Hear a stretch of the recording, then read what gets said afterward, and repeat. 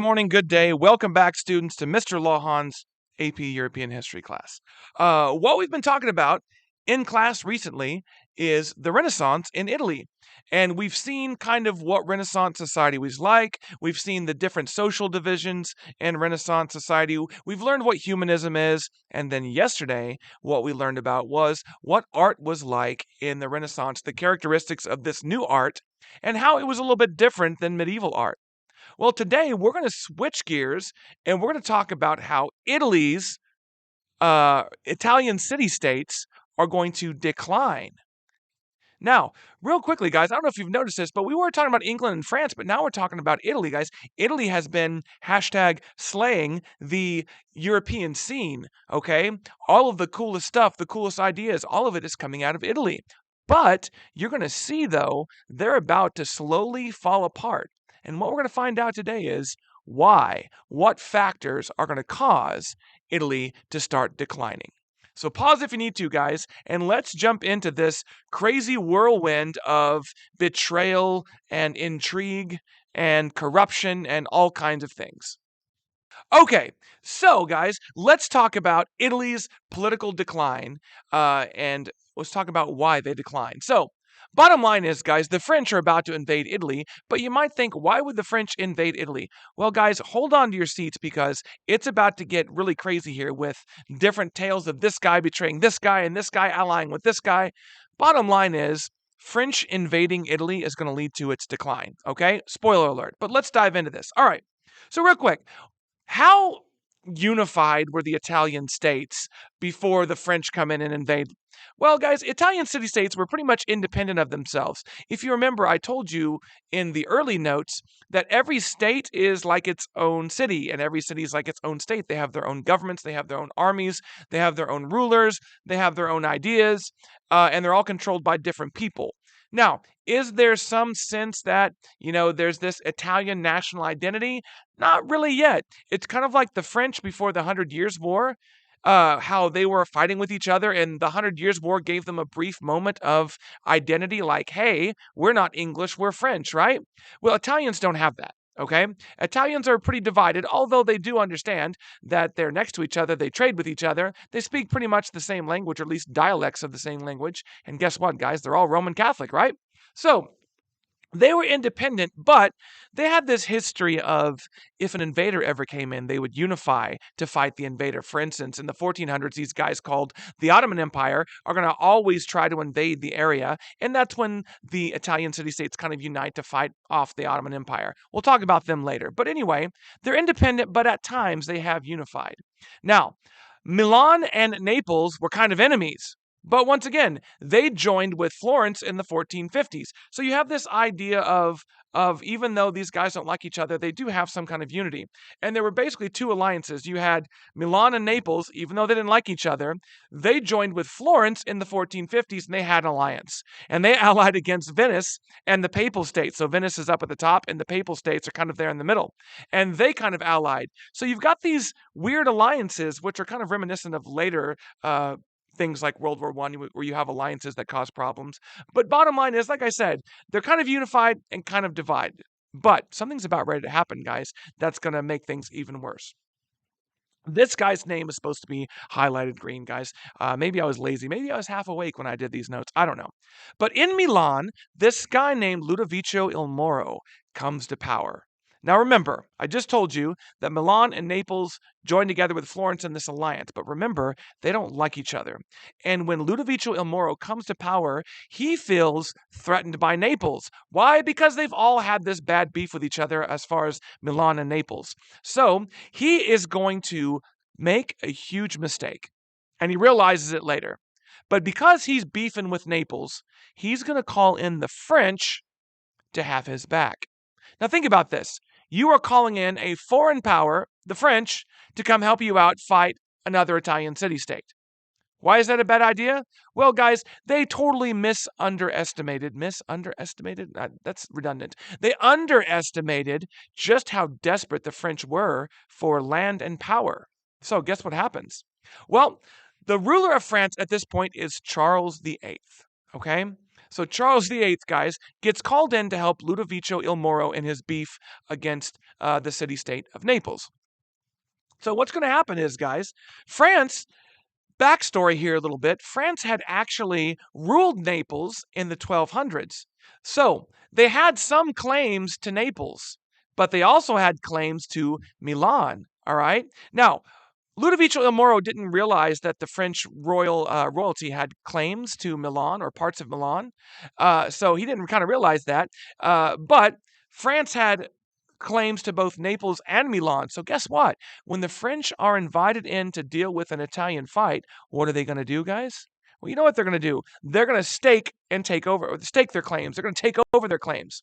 So within 5 months, the French come in, they conquer Florence, they conquer the Papal States, and they move into Naples. Now, at this point, Ludovico il Moro is like, oh yeah, my homies the French, right? They're conquering, they're helping me, they got my back. But you're going to see pretty quickly, like I said, Ludovico il Moro is going to realize, oh crap, I'm not safe from the French. Pause if you need to. Okay, now, interesting. France's move into Italy frightened King Ferdinand of Aragon, which is future Spain, all right, this area called Aragon. We'll talk about that later. But basically, King Ferdinand is ruler of this place called Aragon, future Spain, and he sees France dive into Italy. And remember, guys, all of these European people are vying for power. We haven't talked about Aragon yet, but he sees the French and he's like, oh my goodness, the French are becoming powerful. They're invading Italy. Now, Ferdinand and Aragon also have some claims to Italian land. So Ferdinand allies with Venice and the Papal States. It's called the League of Venice. So, pause real quick. You've got the French allied with Milan. Now you've got Aragon, future Spain, allied with Venice and the Papal States. Man, this is almost like becoming World War I, but not quite. So anyway, guys, it's getting more and more intense as far as people getting involved in Italy. Why? All because this one guy, Il Moro, said, hey, bring in the French. All right, now, Il Moro now regretted France's help. And guess what? Milan joined Venice and the Papal States, even though they were enemies. Why? Because he realizes, crap. Now France is coming in, Aragon's coming in. I better ally with my Italian homies, right? Okay. So like I said, guys, it's confusing. All right. Now, this is where it gets kind of crazy. Remember how I told you guys that slowly, guys, the Roman Catholic Church over hundreds of years became very secular and not really focused on spiritual matters, but became focused on making money and control and political power and things like that, right? Well, guys, this kind of hits its peak under the next two popes. So let's talk about this guy, Pope Alexander VI, and the Borgia family. This is Alexander VI, all right? So, your book says this guy's probably one of the most corrupt popes in history. And there's probably some truth to that. So bottom line is, guys, backstory. Pope Alexander VI had kids before he became pope. All right? They're called the Borgia family. And guys, he loves his kids and he wants his kids to be wealthy and powerful. So, guys, he openly supported the political careers of his children. He wants his kids to be in wealthy, powerful situations. So surely, Alexander VI, you wouldn't get involved in all this, right? Just to help out your kids, would you? And of course, look at that bombastic side eye. You know he is about to do things to help his kids out. Maybe even take over lands and give those to his kids. What? What does the Roman Catholic Church come to? All right. So his goal was to take over Romana in northern Italy. Because, if you remember, during the time of the Great Schism, there was a split in popes, right? One pope was in Avignon, one pope was in Rome. Well, the people of Romana, which is in northern Italy, they sided with the church at Avignon. And ever since, even after the split was reconciled and the church came back together, Romana was still trying to do its own thing and not really pay taxes and do things with the church. So guess what? Alexander VI says, I want this land under my control again. And I want my children to be a part of controlling that land, all right? So guess what? The new king of France, because Charles VIII died, the new king of France is Louis XII. So the Pope, Alexander VI, and Louis XII, the invading French, kind of have an agreement, all right? And the agreement is basically this. The Pope does a favor to Louis XII. He allows Louis XII to divorce his wife and marry another person. Now, you might be like, well, why can't the king do that? Well, guys, the only way to get a divorce back in the day was to basically, if you're royalty, have the Pope approve it, which gave the Pope a lot of power, right? You're going to see this really happening later on, and it's going to cause a huge problem in the church when we get to England later on in Henry VIII. But anyway, the Pope says, hey, you know what? I'll give you that divorce, but you got to give something for me. Now, what the Pope also did was made one of Louis XII's favorite clergy people a cardinal, a high-ranking official. All right? Now, what did the Pope get in return? Well, the French, now invading Italy, would allow the Pope and his family to take control of Romana. Guys, how corrupt is this? What is the Pope? The Pope is like trying to take over land, right? The Pope is trying to get power for his kids. So Louis allowed Alexander to take over Romana. Now, Alexander didn't help Milan, and they were taken over by the French. So do you guys see how, even though Milan allied with the Pope, right, because the French were coming in, the Pope kind of betrays Milan and lets them get taken over by the French, and Alexander and his children get to take over Romana. Guys, isn't this crazy, right? Just the fact that at this time, the Roman Catholic Church was just so involved in just conquering and taking over land, right? Corruption, yes? So Louis and Ferdinand then agreed to divide up Naples. They divided up the city-state of Naples. So Louis, right, France, Ferdinand, Aragon, they divide up Naples. So real quick, let's stop for a second. What has just happened to Italy? Well, Ludovico il Moro was having beef with Naples, and he allowed a foreign power to come in and help him out. What did that foreign power do? Jump in and start grabbing up land. Then a jealous Ferdinand of Aragon also jumps in and grabs up land, and now a pope sees an opportunity to get land for him and his family, so they jump in. So guys, Italy right now is a mess. Let's see what happens, guys. Pause if you need to.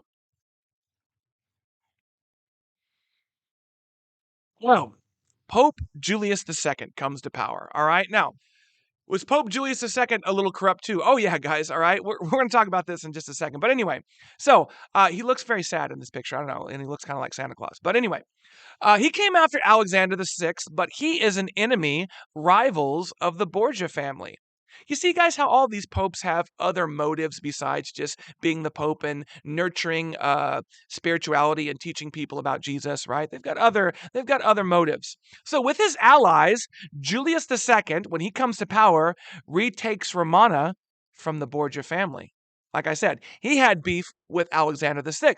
So he goes in and he brings Romana back under control of Italy and not just the Borgia family. Then, guys, he united with Ferdinand and Venice to run the French out of Italy by 1513. So look what this guy did. Remember, Ferdinand of Aragon just divided up Naples with the French, right? But now Julius comes to power, and he makes an alliance with Ferdinand behind the French's back and Venice, and they all gang up, and by 1513, guys, they kick the French out of Italy, for the most part. Do the French still have some claims in the land? Yes, but for the most part, they kick the French out of Italy. Now, France, 2 years later, tries to reinvade, and they bring their armies back. Once again, what does all this have to do with Italy, guys? Just all of this war, all of this invasion is just absolutely destroying power structures in Italy, just destroying Italy altogether. All right? That's what war does. So, France tries to reinvade in 1515, and this invasion led to a truce. All right? So, Italy, guys, and France are going to make this agreement. And basically, by Italy, I mean the Pope and France are going to make this agreement in 1515. It's called the Concordat of Bologna. All right? So, basically, here's what a concordat is. It's just an agreement, and here's what the two sides agree to. Number one, this said, all right, France, if you kind of leave us alone in Italy, I, the Pope, will allow the state of France, which doesn't really exist yet, but the King of France, how about that? The King of France and the French church to control their own clergy. You guys are in charge of who gets to be your priests, who gets to be your bishops, all of that. He basically lets, because that was like a pope's idea, the pope gets to appoint bishops and things like that, but they tell France, hey, you guys can be in control of your own church affairs in France. But you have to respect the Pope's ultimate authority over things like councils and the right to collect taxes.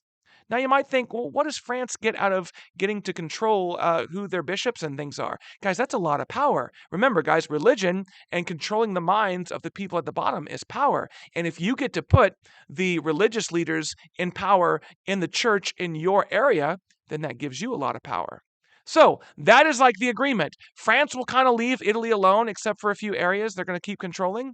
And in return, guys, they're going to let the Pope continue to be the supreme head of the Catholic Church overall.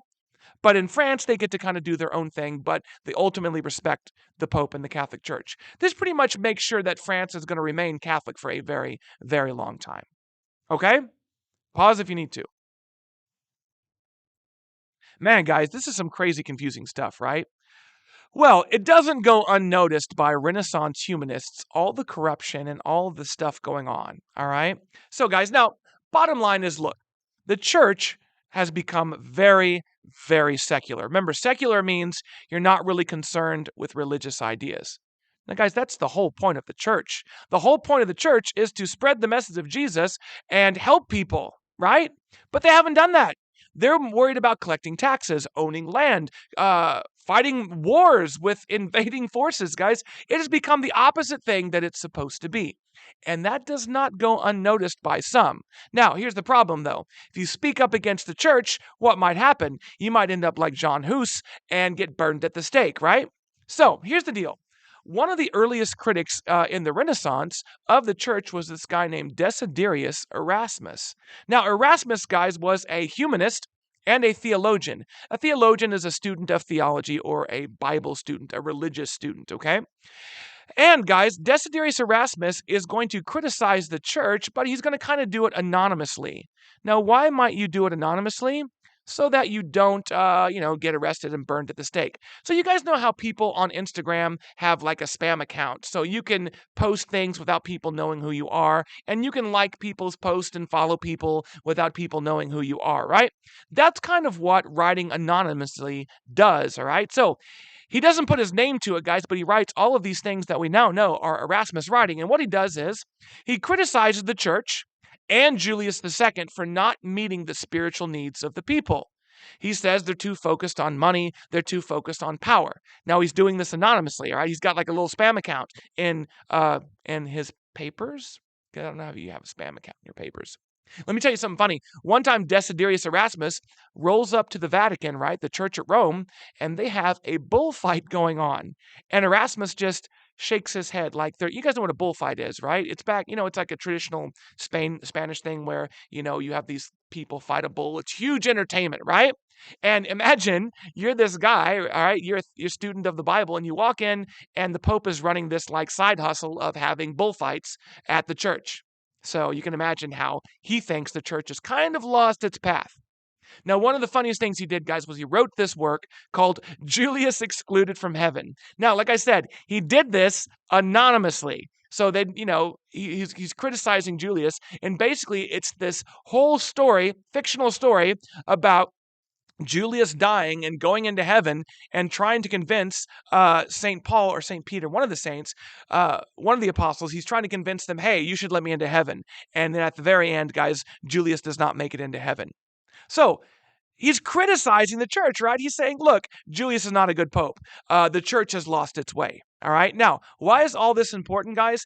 Erasmus influences the later critics of the church in the 1500s. All right. There's an old saying that Erasmus laid an egg that is going to be hatched by this guy named Martin Luther in 1517. Now, guys, Martin Luther is another story that we'll talk about in the next chapter. No, I'm not talking about Martin Luther King Jr., different guy. All right. Now, last thing, guys, one of the most famous political critics of history, guys, is Niccolo Machiavelli, all right? So, guys, he was a humanist. Now, Machiavelli, guys, was very much in love with ancient Rome. He looked at the Roman leaders, guys, and he thought they had this virtue. Remember, virtue, guys, is living a morally good life. And he thought like the Roman Empire, guys, had all of these heroic, virtuous leaders. And he watched all of these invasions happen. He watched the French come in. He watched Ferdinand of Aragon come in. He watched the Pope hungry for land. And he watched all of these Italian cities make alliances and be divided and fight each other and kill each other. And he said, you know what, man, we need to get back to the way the Roman Empire used to do things. So in his writings, he criticized Italians for being divided, and he longed for the old days of the Roman Empire where Rome was this united empire.